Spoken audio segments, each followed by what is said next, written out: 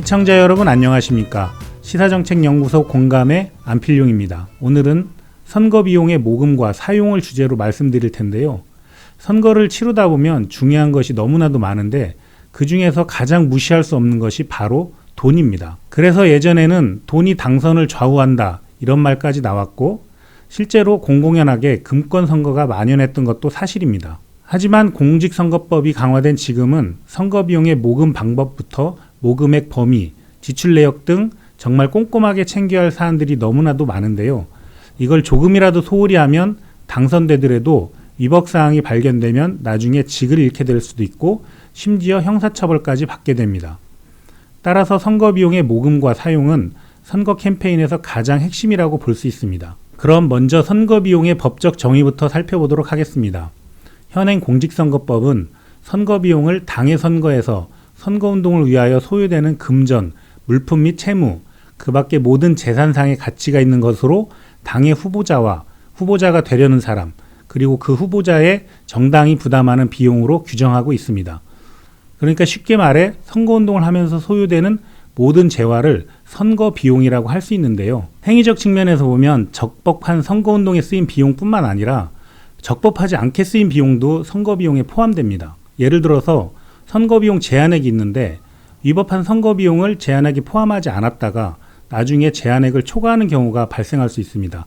따라서 전체 선거 비용을 산정할 때 위법한 선거운동에 쓰인 비용까지 포함되니까 이 부분을 꼭 신경 써야 합니다. 행위자적 측면에서 보면 선거 비용을 쓰는 주체에는 후보자도 있고 소속 정당이나 선거 캠프 사무장, 회계 책임자 그리고 후보자의 배우자와 직계 좀비소까지 모두 포함됩니다. 여기서 주의할 점은 이들이 선거운동으로 등록하기 이전이라도 선거운동을 위해서 선거 비용을 지출했다면 이 역시도 선거 비용에 포함되는데요. 선거 비용을 쓰는 주체가 아니더라도요. 선거 캠프 관계자와 선거운동을 위해 일정한 비용을 지출했다면 이 역시도 선거 비용에 포함될 수 있습니다. 이 부분은 위법 가능성이 있기 때문에 주의해야 합니다. 그럼 선거 비용으로 인정되지 않는 지출에는 어떤 것들이 있을까요?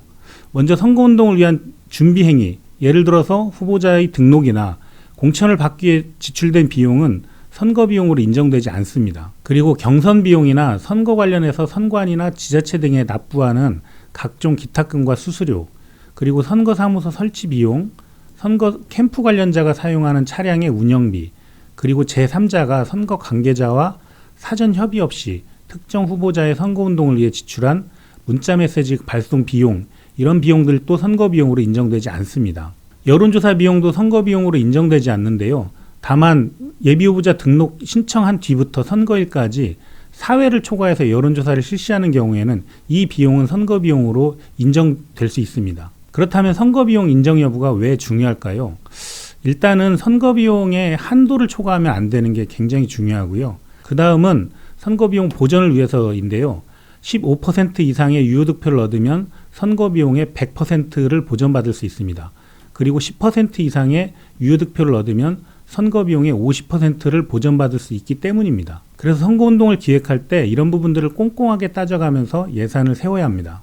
다음은 선거 비용 수입과 지출에 대한 이야기입니다. 선거 비용 지출 항목은 선거 비용의 정치자금과 선거 비용 두 가지로 구분할 수 있는데요. 사무실 임대료와 비품비 같은 고정 비용은 대부분 선거 비용 외 정치자금으로 지출되는 비용입니다.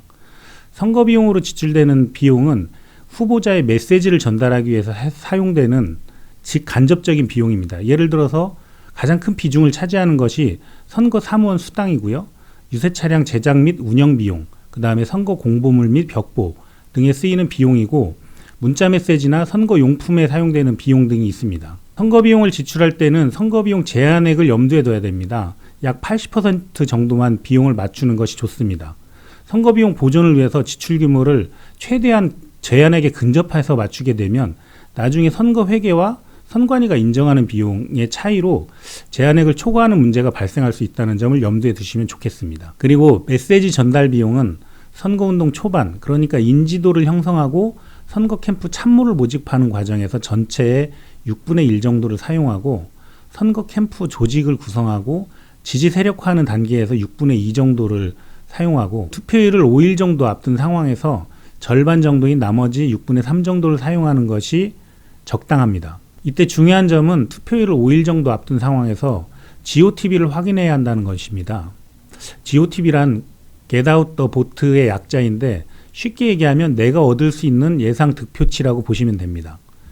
D-5일에 이 GOTB를 확인해서 예상 목표치에 근접했다면 준비한 메시지 전달 비용의 나머지 6분의 3을 투입하고 당선이 확실시되거나 낙선이 확실시된다면 나머지 비용 투입 규모를 결정할 때 좀 신중할 필요가 있습니다. 나머지 비용을 투입하기보다는 선거 이후 관리 비용이나 아니면 향후 정치 활동을 위해 남겨두는 것이 바람직합니다. 반대로 약간 우세하거나 열세 같은 선거 판세가 백중세일 때는 D-3일부터 나머지 준비한 비용을 모두 투입해서 메시지를 전달하는 것이 효과적이겠죠. 이건 어디까지나 이론적인 측면에서 말씀드린 거고 실제 상황은 다를 수 있습니다.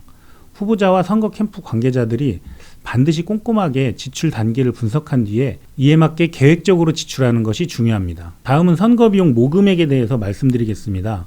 선거비용을 모금하는 방법은 다수의 유권자로부터 소액의 후원을 받아서 선거비용의 대부분을 충당하는 건데요. 선거비용을 모금하는 방법으로 가장 대표적인 것이 후원회를 조직하는 것입니다. 현행 정치자금법에서 후원회는 정치자금의 기부 목적으로 설립, 운영되는 단체로서 관할 선관위에 등록된 단체로 규정하고 있는데 누구든지 자유롭게 복수의 후원회에 가입할 수 있는데 다만 공무원과 같이 정당 가입이 불가능한 사람들은 후원회에 가입할 수 없고요.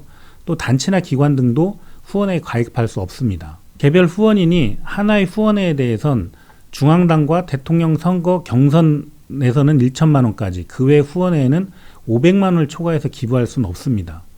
그리고 1회 10만 원, 연간 120만 원 이하의 경우에는 익명으로 후원할 수 있습니다. 만약 익명 기부 한도액이 초과했거나 잘못된 형태의 후원금을 확인하게 되면 선거 캠프 회계 책임자는 반드시 선관위에 신고하고 이 위법한 금액을 국고에 귀속하는 작업을 해야 합니다. 외국의 사례를 보면 후원금을 모금하기 위해서 칵테일 파티나 경매, 바자회 등의 이벤트를 개최하기도 하는데 우리나라에서는 그런 행사들을 할 수 없고 오프라인 모임을 통한 후원금 모금은 엄격하게 제한되어 있으니까 이 점도 유념하셔야 합니다. 오늘은 선거비용의 법적 의미와 선거비용의 효과적인 사용법 그리고 비용 모금 시 유의할 사항에 대해서 말씀드렸는데요. 다음 시간에는 선거 캠프 조직 운영에 대해서 말씀드리겠습니다. 지금까지 시사정책연구소 공감의 안필용이었습니다. 고맙습니다.